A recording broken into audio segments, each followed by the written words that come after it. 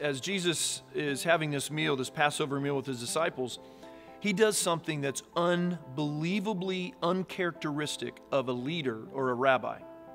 He gets up and he gets this big towel that would kind of hook to his shoulder and all the way down. And he would get a water basin and he would line the disciples up. That's the way I envision it. And he would begin to wash their feet. Well, if you understand this culture, the Greco-Roman culture, the Jewish culture, this act of servanthood was the lowliest of lows. I mean, not even Jewish slaves did this. I mean, this was the lowliest of low slaves that would wash people's feet. And the interesting thing about the rabbis in that time, many of them taught about servanthood. Many of them talked about, hey, you need to serve each other and we need to serve each other. But one of the interesting things about rabbis is that most of them, and even the top rabbis, would never relinquish their position to become a servant. They would teach about servanthood.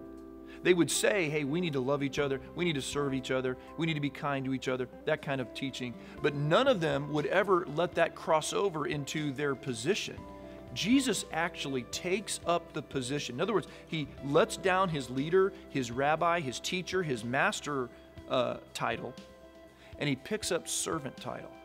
Way beyond the norm of any teacher in that day. Way beyond the norm of any teacher in that culture. And he would take up the role of a servant and he washes their feet. And that's why they're so reluctant. That's why they're saying, no, we don't want you to wash our feet because this is uncharacteristic. I mean, if anything, the students don't even wash the master's feet.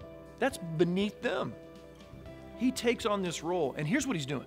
Here's what he's doing. He's saying, guys, listen, you've seen me lead. You've watched me lead. You've watched me teach. You've seen my miracles. You've watched me raise the dead. Now I want you to understand how it is that you're supposed to live. Because in this world, leaders, they lead and they kind of do their thing and they're self-serving and they're self-seeking.